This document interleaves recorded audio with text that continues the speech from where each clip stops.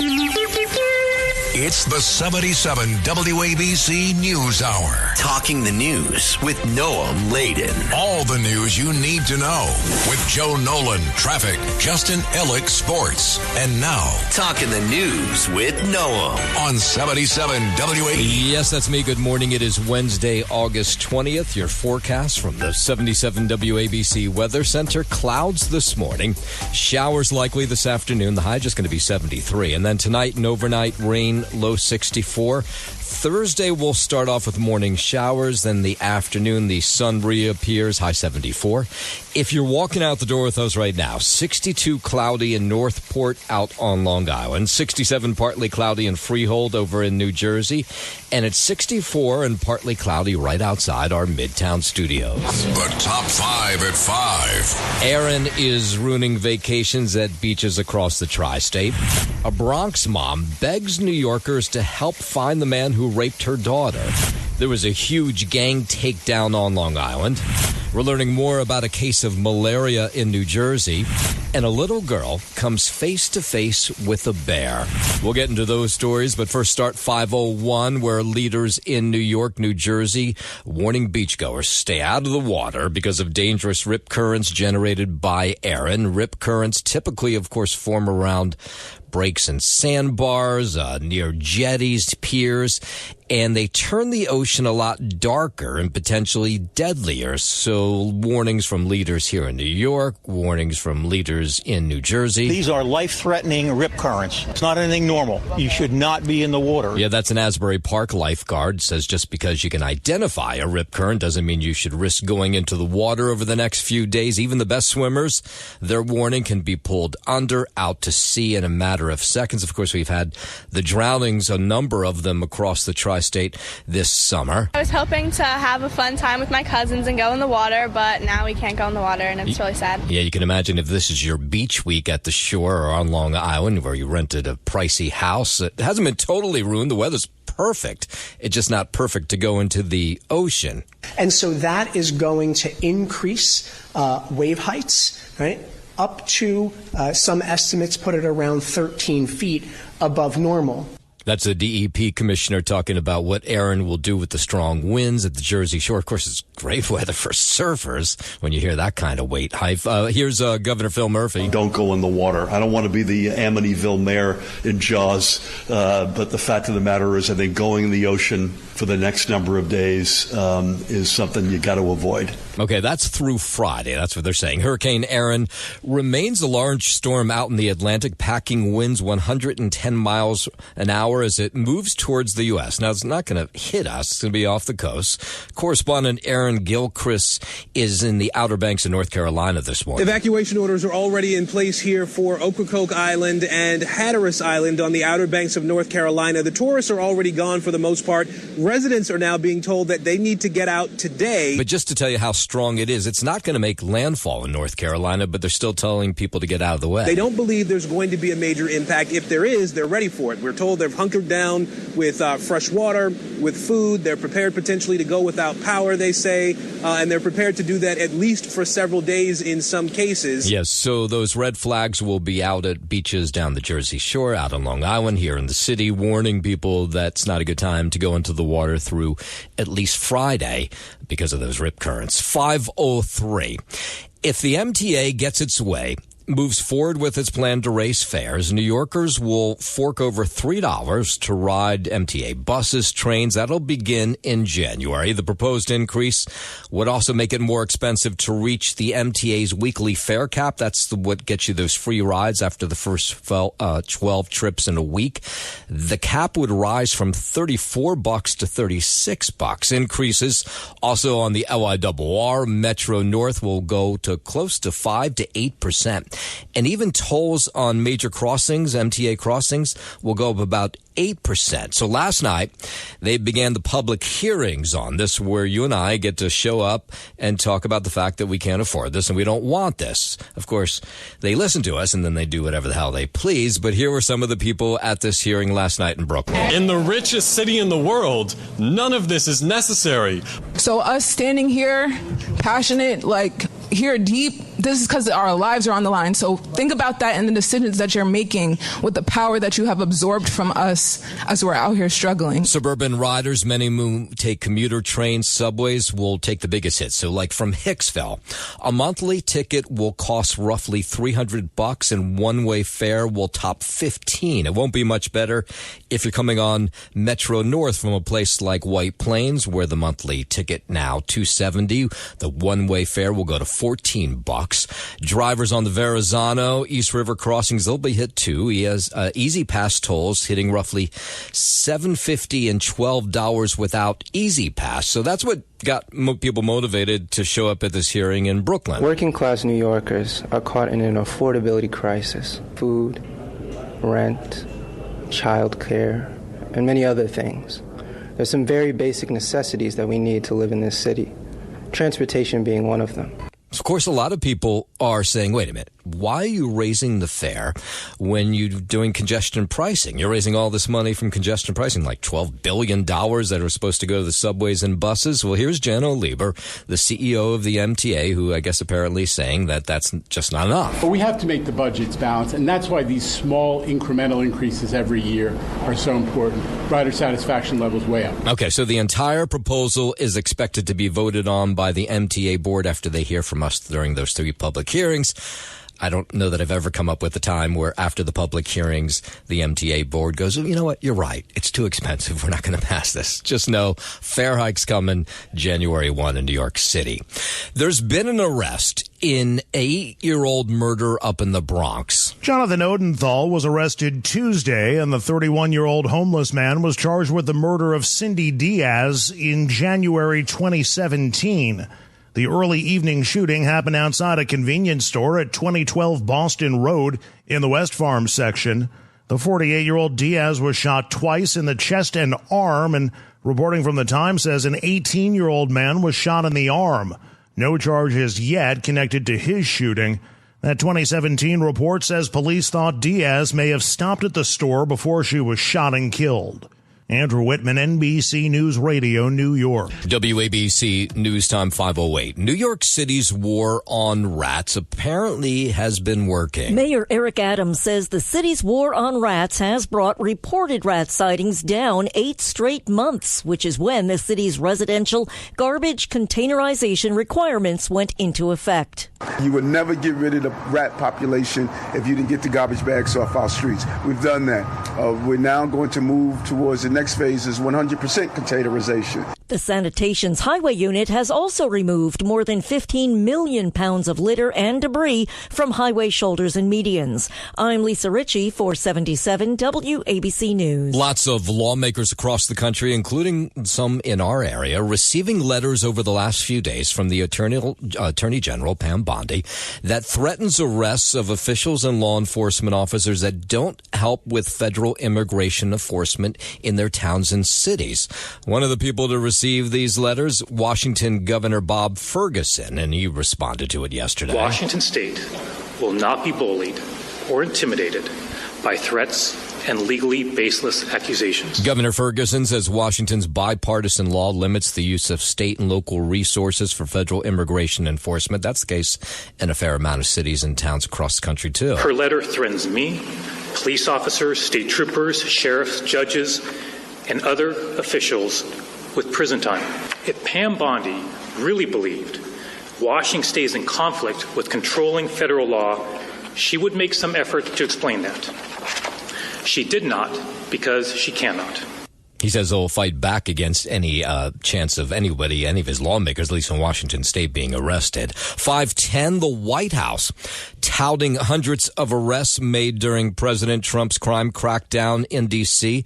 Press Secretary Caroline Leavitt highlighting what's been done so far. President Trump's efforts to make D.C. safe again are working.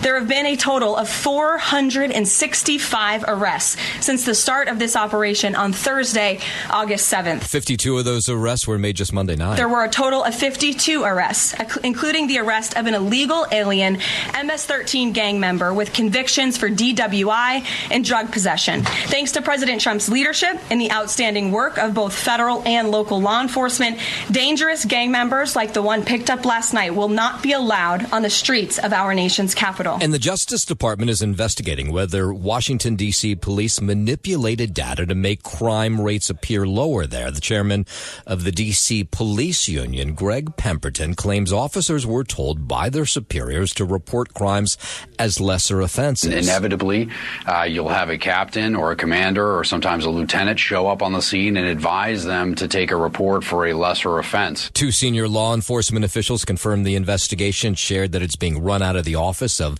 the U.S. Attorney for D.C. Mayor Muriel Bowser has previously pointed to D.C. police data indicating that violent crime has decreased 26% compared to last year. But police union says that may not be totally true. Sometimes there'll be a shooting or a stabbing, and if the victim is uncooperative with the police, which is not uncommon in some areas of the city, they'll be directed to take an injured person to the hospital report, which is not even a crime at all. It's an incident report. It would be false swearing and it would be false reporting, and those are statutes in the D.C. Code that make it illegal to do that, to falsify police reports or to change the data. WABC News Time 512. Let's go down to Texas, where the lawmakers there preparing to fast-track redistricting process. Correspondent Ryan Chandler says Republicans in the state are moving fast now that Democrats have come back to the Lone Star State. Republicans are closer than ever to passing their redistricting bill to create 5 more Republican seats in the Texas congressional delegation. The House Speaker there, Dustin Burrows, warning lawmakers their schedules will be demanding until the work is done now that Democrats who fled the state have returned. The Democratic House members left in protest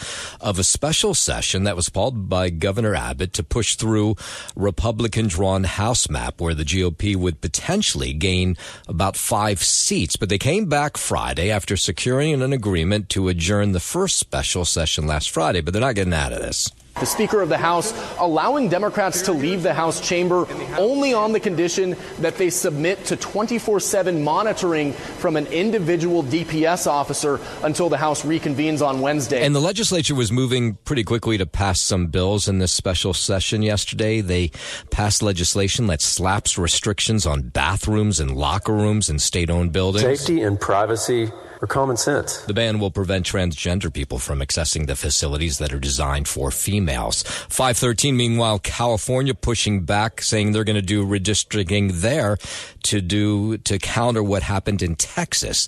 San Diego State Senator Brian Jones says Republicans are now going to file a lawsuit to try to stop redistricting votes in California. They say Democrats bypassed a 30-day public comment period there. The NRCC is filing a lawsuit to stop the vote because they're arguing that the Democrats in the legislature violated the Constitution and the rules in passing this legislation on the floor. Now, it's not clear they'll be able to stop any of this. The minority leader in Sacramento says they're also trying to slow down the votes this week. Republicans in the Senate are using every tool we have, according to the California Constitution and the House rules, to slow this process down, to give Californians an opportunity to see what's in this bill.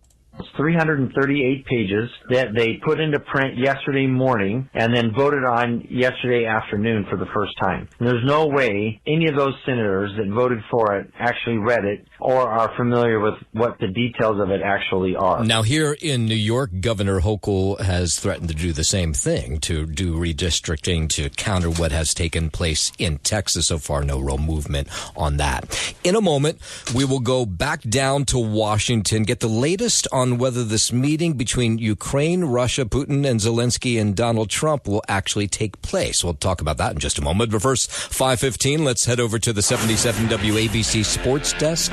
Good morning, Justin Ella. Good morning to you, Noam Liddon. We'll start here on the diamond down in Tampa Bay. Giancarlo Stanton and Cody Bellinger both hit 2 home runs. Aaron Judge launched his 40th of the season, and the Yankees matched a franchise record with 9 long balls in a 13-3 win over the Rays. Judge, Bellinger, and Stanton went back-to-back in the first inning to give the Yankees a 3-0 lead 4 batters into the game after the first pitch was delayed nearly 2 hours by rain.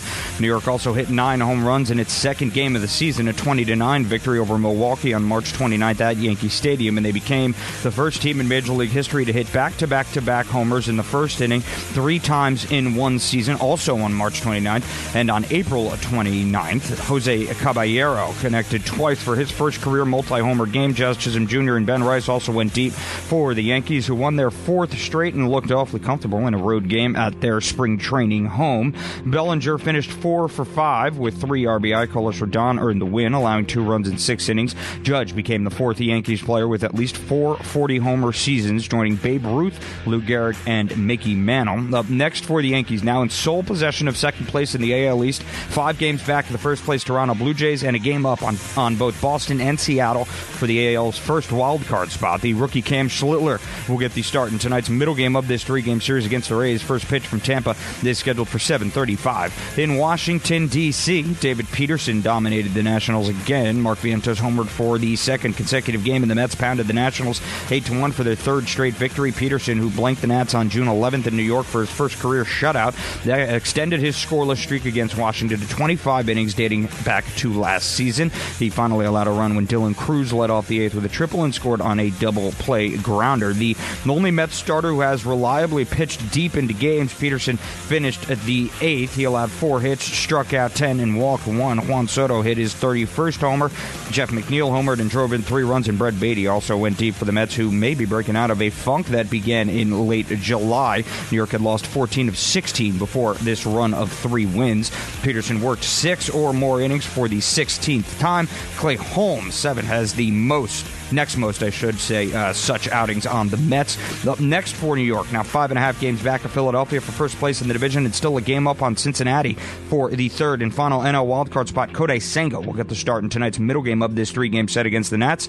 First pitch from D.C. is scheduled for 6:45 p.m. To the NFL, here some news out of Indianapolis. The Colts have named Daniel Jones their starting quarterback over Anthony Richardson. Jones had been in a training camp competition with Richardson, the Colts' 2023 number 4 overall pick, who started 11 games last season. The Colts, of course, signed Jones to a 1-year contract in March, and after he was benched and then released by the New York Football Giants last November, he spent the rest of the 2024 season with the Minnesota Vikings but did not see the field. Colts head coach Shane Steichen told reporters yesterday that his decision to go with Jones isn't just a week 1 arrangement. Quote, he is the starting quarterback for the season. Steichen said, I don't want to have a short leash on that. So you get more of the starting quarterback of Daniel Jones this season, Noam Layden. I know you're excited. They can have him. Yeah. Good luck to them. That is your Sports Noam, and I'm Justin Ellick on 77 WABC. WABC News Time 5:20. President Trump says U.S. troops will not be sent to Ukraine as part of any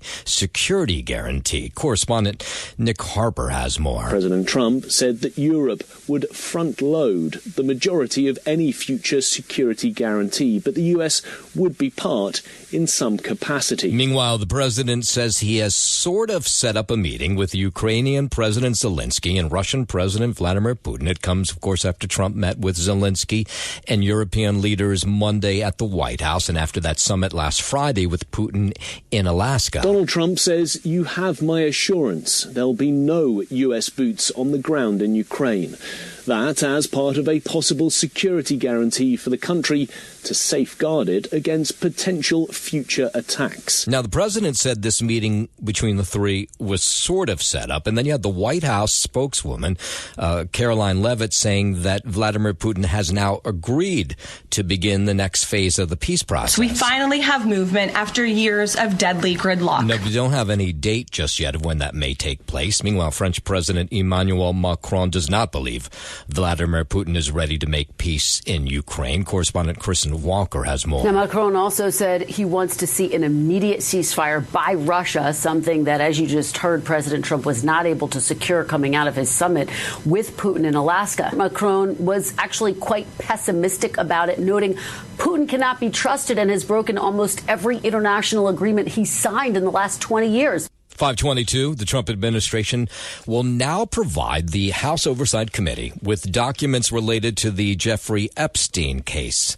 Mitch McCann has more. The DOJ is said to begin handing over Epstein-related documents to Congress this Friday, less than 2 weeks after Kentucky Republican James Comer, who chairs the House Oversight Committee, requested the files. The move follows widespread outrage, particularly from Donald Trump supporters, after officials said there was no cause for further investigation. Requested materials include all documents, communications in the Justice Department's possession connected to Epstein and his associate, Ghislaine Maxwell, as well as files further relating to human trafficking, exploitation of minors.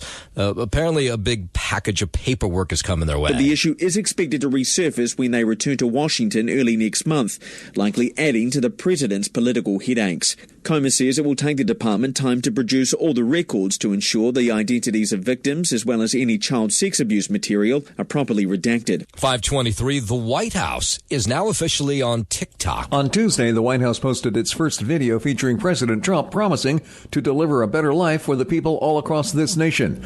The video's caption reads, "America, we are back." This comes as TikTok's future in the U.S. remains uncertain. Trump has extended a deadline for TikTok's Chinese parent company ByteDance to divest or sell the app, pushing it to September 17th. I'm Mark Mayfield. Texas state health leaders say a huge measles outbreak there that killed 2 kids and hospitalized more than 100 seems to be over. We were talking about this a lot a couple months back, but there's not been a single new case reported in more than a month. But experts say the conditions still remain ripe for another outbreak there. Because vaccination rates remain low in many parts of our state, so I think we're at risk for another measles epidemic. That's Baylor College of Medicine professor Dr. Peter Hotez, who says that historically measles cases pop up in the late winter and early spring, but he says he'll be watching this closely as kids go back to school again. We have a very strong anti-vaccine movement in the state of Texas, and rather than going into retreat after our terrible measles epidemic, they seem to be doubling down. Most of the measles cases in Texas were in and around Gaines County, where the measles vaccination rate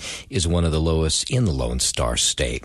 The price of some popular weight loss drugs are being slashed for patients who pay cash. Pharmaceutical company Novo Nordisk is offering Ozempic and Wegovy at half price, $499 a month for those who pay for them out of pocket. The cash pay offer will expand access to eligible type 2 diabetes patients who don't have insurance coverage for the weekly injections. The move comes as drug makers face pressure from the Trump administration to lower drug costs in the country. I'm Brian Shook. And that's not good news to restaurant owners. The weight loss drugs apparently having an impact on the restaurant industry. Restaurants across the country who say, hey, we survived the pandemic are now struggling with this new challenge, something they call Ozempic shutdowns. First time someone said to me, I think some of our business downturn is the Ozempic effect. These GLP-1 drugs, I'm hearing it from across the spectrum now that folks are eating out less. Yeah, that's Jessica Dunker. She's head of the Iowa Restaurant Association. She says it's a double-edged sword when it comes to these GLPs. Doing things to make people healthy, so yay for that. But the side effect of that is that the folks are eating out less. And when they do eat out, their appetites are very small, not ordering as much. Yeah, there's restaurant associations across the state saying the same thing, that business is down. They think it's because of Ozempic and you just can't eat as much. She says, at least in Iowa, they're worried that 10% of restaurants there are at risk of going out of business due to what she calls the Ozempic effect. 526, nearly a third of businesses likely to increase prices in the near future. A new report by LendingTree found that more than 30% of businesses surveyed said they expect their prices will be higher in 6 months than they are now, while only 5% said that their prices will go down and 65% said their prices will remain steady. LendingTree's report also found that businesses in Rhode Island, New Hampshire, Montana, Washington, Oregon, and Vermont were most likely to say they expect to increase prices in the coming months. Survey results come during a period of uncertainty over President Trump's tariff rollout and continued pressure from inflation. I'm Mark Mayfield. It's the 77 WABC News Hour. Talking the news with Noam Laden. All the news you need to know with Joe Nolan, traffic, Justin Ellick, sports. And now, Talking the news with Noam on 77 WABC. Yes, that's me, 5:36. Good morning. It is Wednesday, August 20th. Your forecast from the 77 WABC Weather Center. Going to have some clouds this morning. Showers likely this afternoon, high 73. Tonight and overnight, more rain, low 64. And then we'll start with showers on Thursday, and then the sun will reappear in the afternoon, the high 74. If you're walking out the door with us right now, so happy you are. It's 62 cloudy in Northport out on Long Island, 67 partly cloudy in Freehold over in New Jersey, and it's 64 and cloudy right outside our Midtown studios. WABC News Time 5:39. The NYPD trying to solve 2 or 3 really big crimes over the last week. One of them was the rape of a 15-year-old girl in the Bronx over the weekend. The mother of that 15-year-old talking to reporters yesterday saying that her neighbors need to help her find this guy. And there's pictures of him. I just want justice for my daughter, please. Please get the person that did this to my daughter. I can't sleep at night. She's only 15. No other kids got to go through what my daughter went through. Yeah, hard to listen to. Police say the teen raped in an apartment near East 170th Street, Prospect Avenue, Crotona Park, about 8 p.m. on Sunday. Video shows this creep, this rapist, who is believed to be between 17 and 19-year-olds, walking out of a building with that young girl. He leads her to a car. They think that's where the rape took place. The victim's older sister, local clergy taking part in this press conference yesterday as they appealed to New Yorkers to turn this guy in. Justice for my sister. My family are devastated by this violent attack on my little cousin. No kid, no female, no male should have to go through this type of trauma in their life. Yeah, we got to find this guy. There are flyers out all over the Bronx offering a $3,500 reward to help identify this individual. We have a rape crisis in the Bronx. It's up 73.9%. It's uncomfortable to talk about, but it still exists. Yeah, so far, no arrests, but police telling us the investigation ongoing. And then the investigation ongoing in Brooklyn into this mass shooting that took place early Sunday morning at a hookah bar in Crown Heights, Brooklyn. Police continue to search for 2 gunmen connected to that mass shooting. Now, there was 3 people killed. 2 of those victims were the other 2 gunmen who were firing away. The third victim was a 27-year-old who got caught in the crossfire. He was just at this club trying to have a good time, Amadou Diallo. And people in this neighborhood say they won't feel safe until these gunmen are behind bars. We're from same country. That's not safe, The night outside is not safe. That's somebody who knew Amadou Diallo, who was an Uber driver in the neighborhood.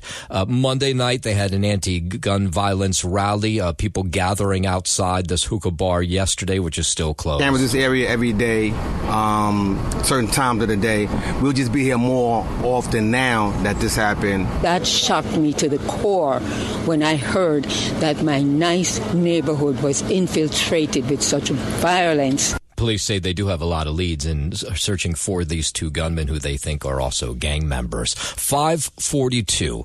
Hurricane Erin starting to rough up the East Coast. Governor Phil Murphy over in New Jersey continues to ask residents not to go into the ocean. Now, this is like a huge beach week. These last 2 weeks of August are probably the biggest beach weeks of the summer as people take off. But now you're down at the Jersey Shore. They're telling you just don't go into the ocean. Don't go in the water. I don't want to be the Amityville mayor in Jaws, but the fact of the matter is I think going in the ocean for the next number of days is something you got to avoid. Erin expected to bring these dangerous rip currents, apparently they already have, including places like North Carolina's Outer Banks, where evacuations have been underway over the last 24 hours. Now, it's not going to come anywhere near us, but just the fact that it's even far offshore, it's causing all these huge problems. So again, down in New Jersey, here in New York City, out on Long Island, these red flags will be up on the sand today, warning people not to go in. Particularly when the weather is really good Thursday afternoon through Sunday, in terms of people sort of thinking about going in the water because these rip currents are brutal. Yeah, of course, the terrible part outside of today has just been, the weather's been fantastic. It was the perfect week to be at the Jersey Shore. Please take this seriously, particularly push back on complacency, on the human nature of, gosh, it's beautiful outside. Let's sneak a quick dip in the water. This is not the week to do that. Yeah, no swimming for the next couple of days at ocean beaches and state parks on Long Island. They banned it there, too. Red flags are now flying at Jones Beach, Robert Moses, and Hither Hills State Parks. No one in the water. Governor Hochul in a statement Tuesday night saying they'll stay that way until state officials say the threat of rough surf, riptides, and flooding from Hurricane Erin has passed. Lifeguards have been ordered to stop people from going in. Crews at Jones Beach have built a sand wall to try and prevent flooding, and sandbags are in place around at-risk buildings at the other South Shore parks. Beaches at state parks on the island's Sound Shore will stay open. Andrew Whitman, NBC News Radio, New York. And while we're out on Long Island, officials in Nassau County talking about the fact they arrested 42 people over 4 days in what's one of the largest gang takedown in Nassau County history. The arrest took place last week between Wednesday and Sunday for a variety of crimes, including attempted murder, assault, robbery. The defendants allegedly attacked victims with knives and machetes. Some of these incidents date back to 2024. We want to send a clear message that gang activity in Nassau County will not be tolerated. These arrests are a testament to how committed we are in Nassau County to dismantling gangs and their toxic influence in our communities. You heard the Nassau County executive and NASA DA there. Of the 42 arrested, 25 gang members, mostly MS-13. 33 of the offenders are now in ICE custody without bond pending removal. If there was somebody who was apprehended and that individual was going to be released because of the cashless bail laws, we notified ICE. Some of ICE's worst of the worst were captured here in Nassau County. Yeah, when you hear about some of these worst of the worst, the crimes are they're really horrible. 4 MS-13 guys confronted a kid who suffered from a little cognitive issues. They confronted him as he was an 18th Street gang member. The kid was not. They hacked him with a machete, and the kid ran. And then he chased him on foot for 2 miles into Roosevelt until he somehow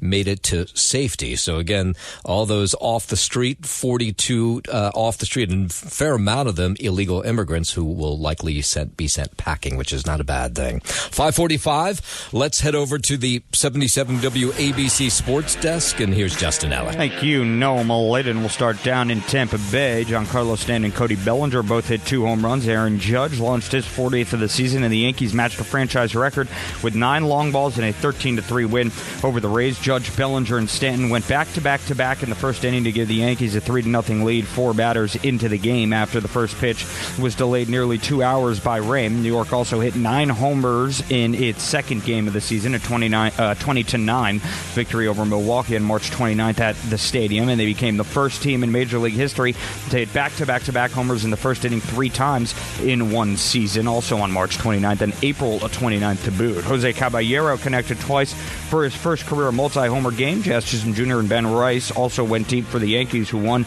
their 4th straight and looked awfully comfortable in a road game at their spring training home. Bellinger finished 4 for 5 with 3 RBI. Carlos Rodon earned the win, allowing 2 runs in 6 innings, and Judge became the 4th Yankees player with at least 4 40-homer seasons, joining Babe Ruth, Lou Gehrig, and Mickey Mantle. Up next for the Yankees, now in sole possession of second place in the AL East, 5 games back of the first place Toronto Blue Jays, and a game up on both Boston and Seattle for the AL's first wild card spot. The rookie Cam Schlittler will get the start in tonight's middle game of this 3-game series against the Rays. First pitch from Tampa Bay is scheduled for 7:35 p.m. In Washington, D.C., David Peterson dominated the Nationals again. Mark Vientos homered for the second consecutive game, and the Mets pounded the Nats 8-1 for their 3rd straight victory. Peterson, who blanked the Nats on June 11th in New York for his first career shutout, extended his scoreless streak against Washington to 25 innings dating back to last season. He finally allowed a run when Dylan Cruz led off the 8th with a triple and scored on a double play grounder. The only Mets starter who has reliably pitched stretch deep into games. Peterson finished the 8th. He allowed 4 hits, struck out 10, and walked 1. Juan Soto hit his 31st homer. Jeff McNeil homered and drove in 3 runs. And then Brett Beatty also went deep for the Mets, who may be breaking out of this funk that began in late July. They had lost 14-16 before this run of 3 wins. Up next for the Mets, now 5.5 games back of Philly for first place in the division, and still a game up on Cincinnati for the 3rd and final NL wildcard spot. Kodai Senga will get the start in tonight's middle game of this 3-game set against the Nationals. First pitch from D.C. is scheduled for 6:45 p.m. And news out of the NFL here, the Indianapolis Colts have named Daniel Jones their starting quarterback over Anthony Richardson. Jones had been in training camp competition with Richardson, the Colts' 2023 number 4 overall pick, who started 11 games last season. The Colts, of course, signed Jones to that 1-year contract in March after he was benched and then released by our New York Giants last November. He spent the rest of the 2024 season with the Minnesota Vikings but did not see the field.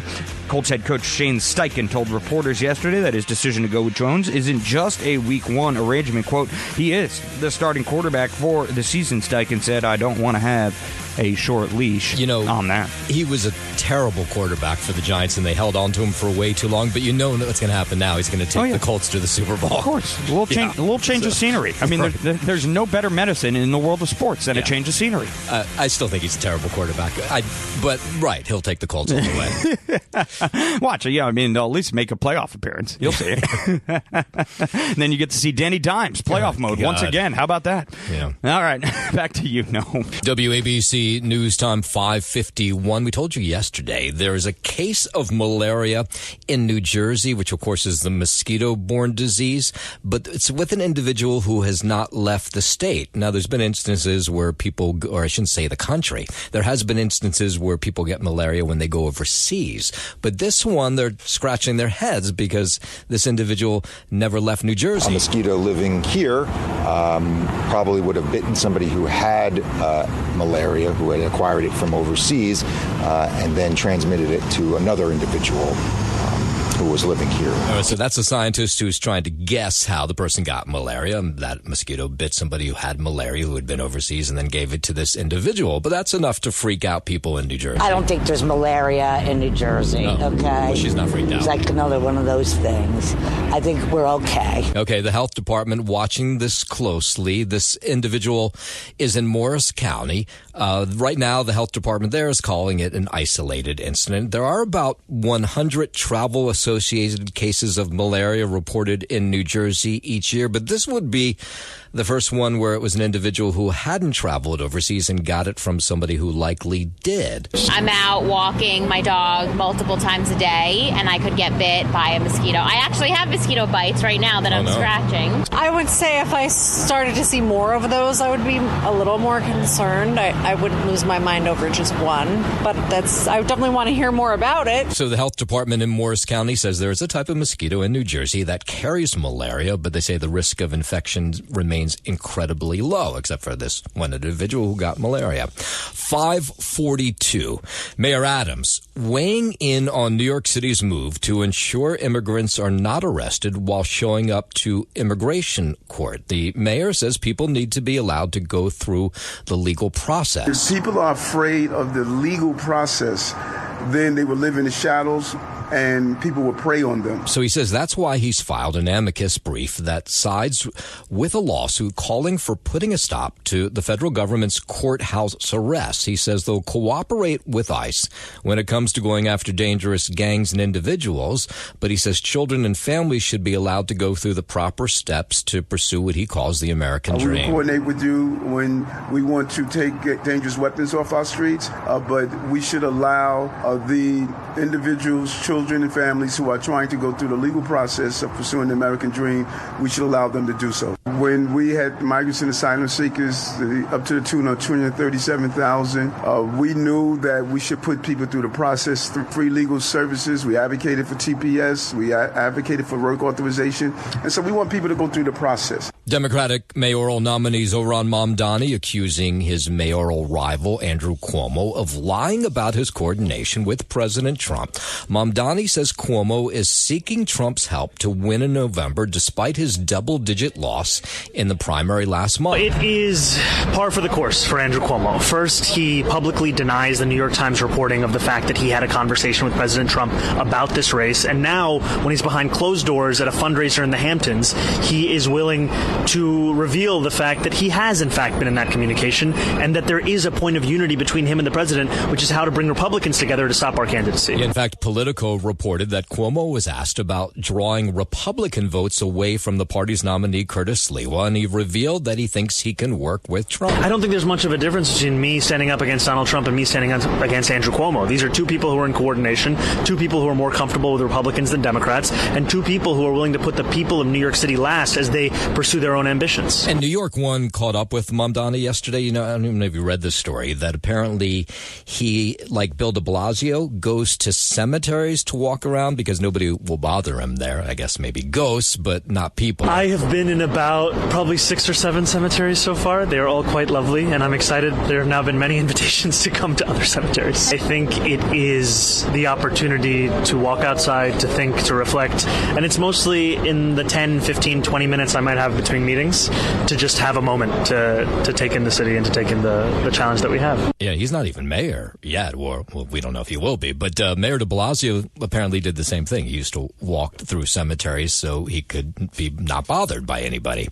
A Newark code enforcement officer has been indicted for allegedly shaking down a local store. Attorney General Matthew Platkin's office says 50-year-old Sonia Rogers solicited bribes last year while inspecting a Broad Street business. She shuttered it, then asked for illegal payments and free items in exchange, allegedly, for reopening the store and waiving the fines. The charges she faces, official misconduct, bribery, and theft by extortion, carry a sentence of 5 to 10 years and a fine of up to $150,000. James Flippin for 77 WABC News. It is a tradition that started in the 1990s. It's happening again this morning across the Brooklyn Bridge. First-year students at Pratt University are walking across the bridge on the school's annual bonding ritual led by the president of the university.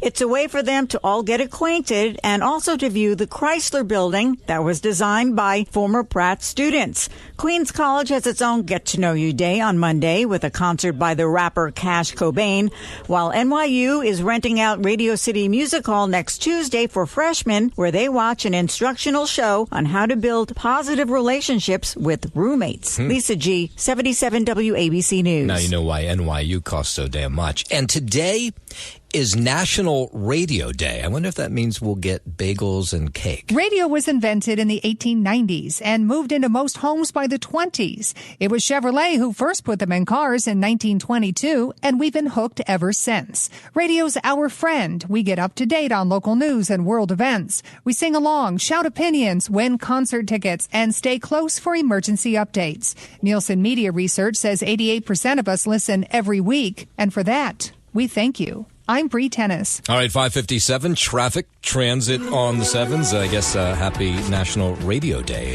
Joe. You know what happens every year this year? All the goobers who work in our business put up pictures of themselves working at places in like 1993.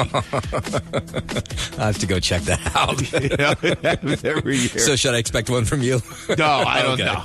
I try to do stuff like that. But yeah, no, that's what's going to happen. So happy Radio Day. Yeah, whatever the hell that means.